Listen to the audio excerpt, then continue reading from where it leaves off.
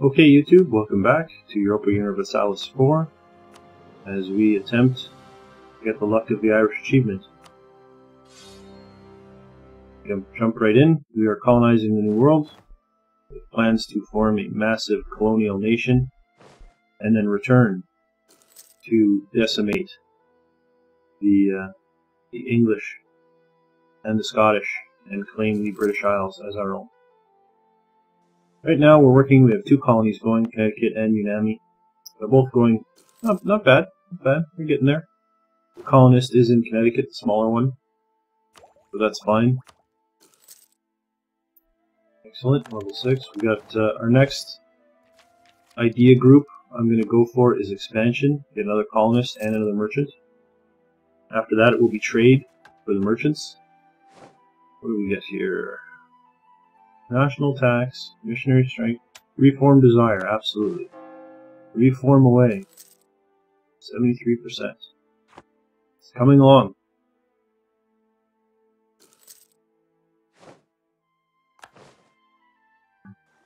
If I could get 3 provinces converted to Protestantism right now, I'd be very happy.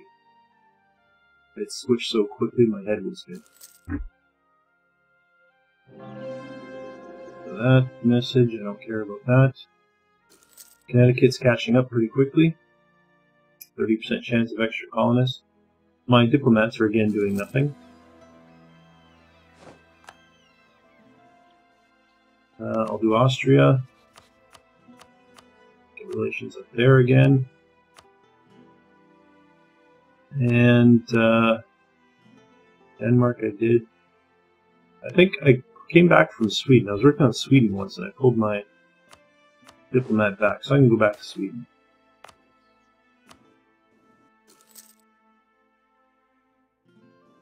Alright. Yeah, so everything's coming along nicely. Like I said, I'll gain 200 people in Connecticut. Excellent. And there you go. Connecticut has surpassed Unami. Excellent. Excellent. Fortify Manhattan. If only it gave me more like one army tradition is really not worth it to me. You know, make it 4 or 5 army tradition, 10 army tradition, I'd be all over it.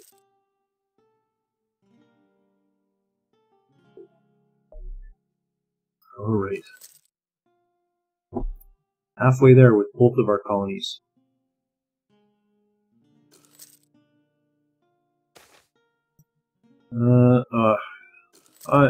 This is an event that I don't really care about. I get a military engineer. Ooh. How often have I said to myself, gee, I really wish I had a military engineer? I can tell you how often. Never. I've never said that in this game. Not once.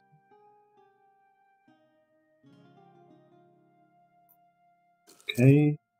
And even if you did, like, even if you wanted a military engineer, would local defensiveness in one country or in one province, would that really be enough? Like, it just seems like it's 2 things that you really don't care about that you have to choose between. And if you wanted one of them for whatever reason, you know, in an odd situational position, you find yourself in a highly situational position where, oh, geez, I just wish I had a military engineer. It's not like you're going to get that mission and be like, ooh, oh, but do I want to give up that local defensiveness in this one province to get a military engineer? It just seems like such a weird mission, a weird event. It's like a nothing event. Oh, and someone immigrated into Narragansett. I'm not even going to try pronouncing it anymore. Finished with Austria. That's a 5 tax base? Just skip one and go for Massachusetts? That might be worth it. Could have Aston.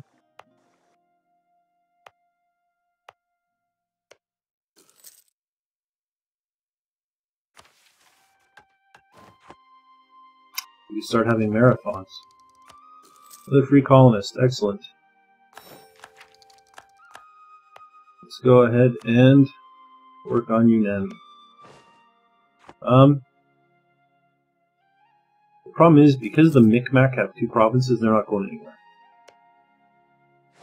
If I get that, I'm going to permanently have no way to get to it.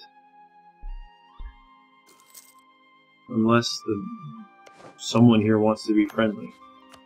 Which seems very unlikely. Actually, they'll both give military access. Interesting.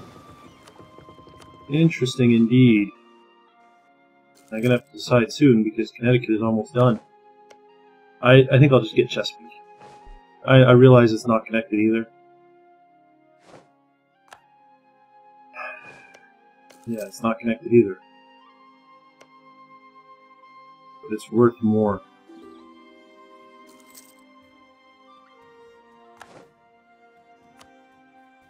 I guess, yeah, it may not be connected, but at least it's worth something.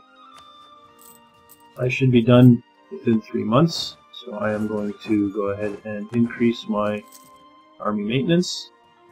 Preparation for having to go secure a new territory for some colonists. There we go.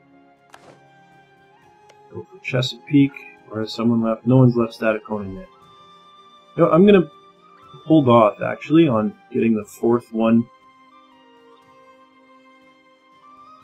Should I? No, I'm going to do it. I'm going to go for Chesapeake.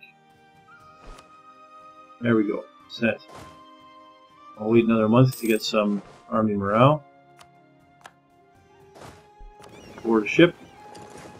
Get over here. Prestige or stability? I'll take the stability. And let's dump our army off.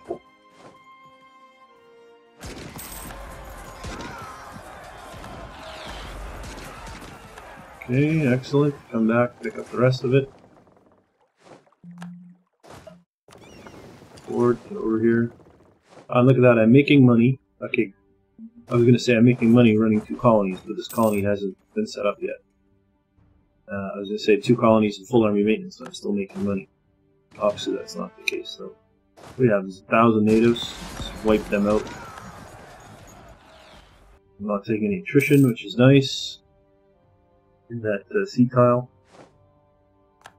Colony's been established. There's still no natives, I assume. Yeah. Dock my transports. Board the ship. And the next spot is going to be Canada. And I'm going to start in Micmac, so might as well get over there now.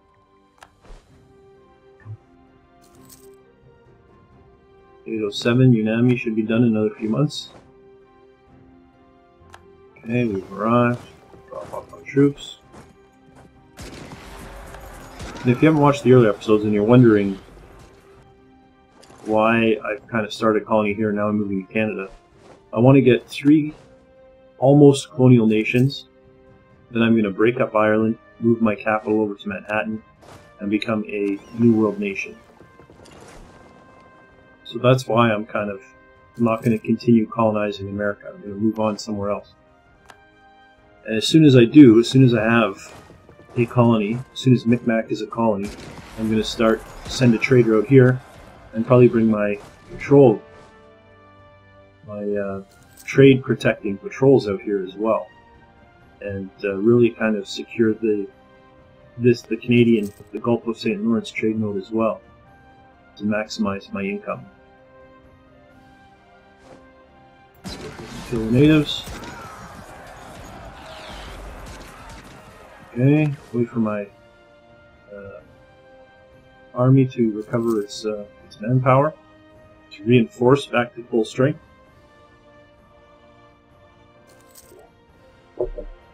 Learned about the East Bermuda Sea. Good for me. Don't care. 65, we're getting like 20 a month or something? 10 a month, jeez.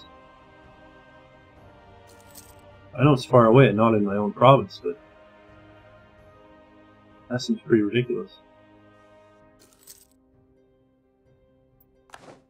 Don't care.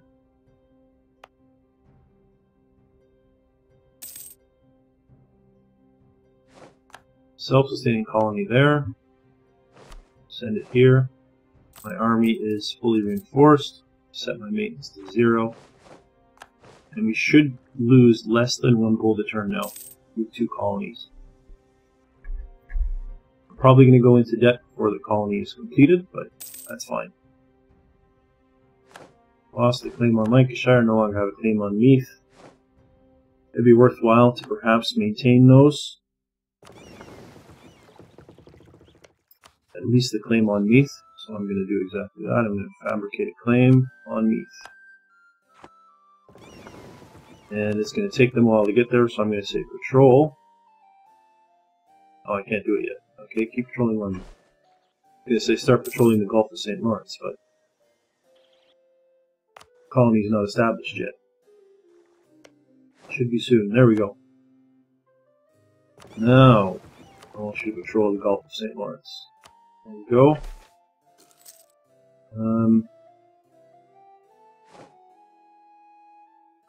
Local tax, 75%. Yeah, I don't want the influenza to spread, so we will quarantine the port.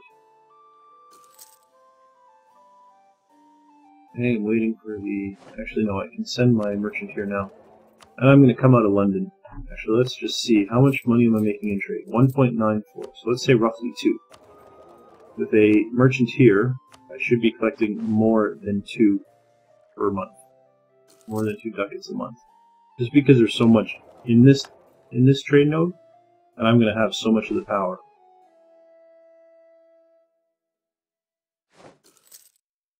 Arrived. I don't know if I got credit for it that month, so I'll wait for a month to go by. The ship's also just arrived. Start patrolling.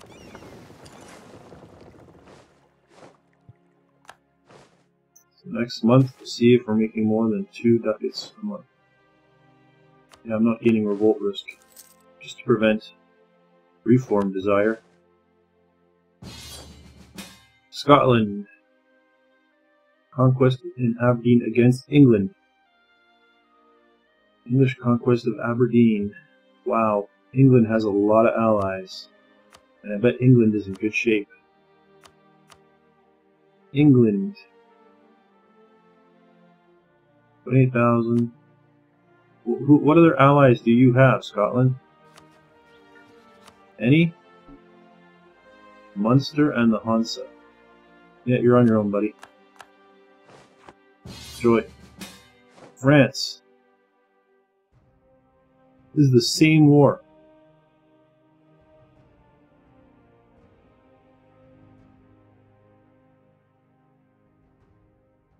I'm very confused. Scotland was not allied with France, so how did they get in? Oh, because France is guaranteeing Scotland still, I bet. Yes. Well, that changes everything. France is going to be involved. I will join, sure. Why not?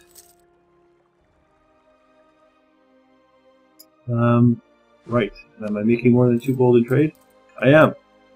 Look at that, I'm almost losing nothing. Losing a quarter of a ducat a month. That's excellent. Now, depending, if it looks like England is really going to start losing this war, then I will recruit some mercenaries probably and go for me. Oh, and look at that, I'm making money now. I have 2 colonies, and I make money. I could have full army maintenance and still make money. I need to get that 3rd colonist ASAP. 2 million money, how much? 111. It's going to take a while. 10 prestige. I'm not going to risk it. I'll wait and see if I get a better mission. Look at France mobilized for war. Look at that big blue machine kick into gear. And Castile's on our side too? Oh, England, you are screwed, buddy. No, there we go. Taking loans. Oh no, they're not. Just because I... Are they blue? I have an alliance? I do have an alliance with Castile. I should have tried to... Oh, I can't call them in the war. It's not my war. Oh, it's too bad if Castile had been in this war too. That would have been fantastic. Look at France go 55 stack. You are just ridiculous, France. You are absolutely ridiculous.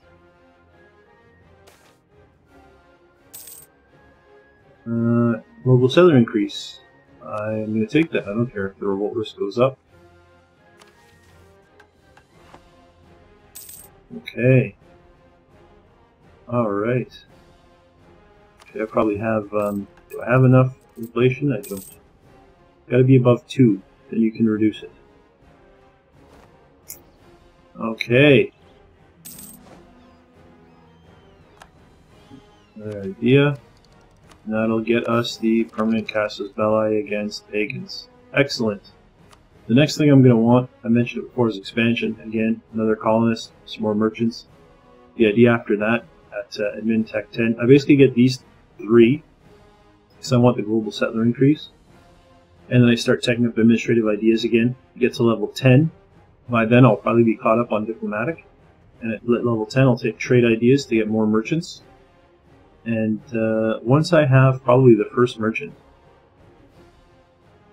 maybe national trade policy even, definitely by the time I have the second merchant, I'll be making so much money I'll be running 7 colonies at one time. 7 colonists going at once. It's great when you get to that point. I'm going to end this episode here though. Things are going well. England's probably going to, it's hard to say. They're probably going to lose this war. I assume France is the war leader? Yeah. They're probably going to lose this war. But in the process, they're going to siege all of Scotland. They're likely going to come for me next and not France. They're probably going to siege all of Scotland. They're probably going to siege all of me. And at that point, they'll stall. They're going to lose, obviously, their Calais and Picardy, their northern coast of France here. France is probably going to siege that. And then in the peace deal, we're probably not going to get anything because we're not going to siege anything. Maybe we'll get lucky and someone will start sieging this and England will go there first. And if they do, and their numbers start dwindling, we'll move on Meath. The other thing is, if England does eventually lose this war, even if they take Aberdeen, if for whatever reason they decide to come onto the mainland and start losing battles, or war score coming from France, maybe sieging Austria down, we might see Cornwall getting released, which would be nice for us. We could vassalize them. Or Wales getting released, and we could vassalize them. So, luck of the Irish. Luck might be turning for us. We might actually starting to see some good luck. We haven't seen a lot of bad luck, but we might start seeing some good luck. So I'm looking forward to that. We'll see how that goes in the next episode, but for now, thanks for watching, and I'll see you next time.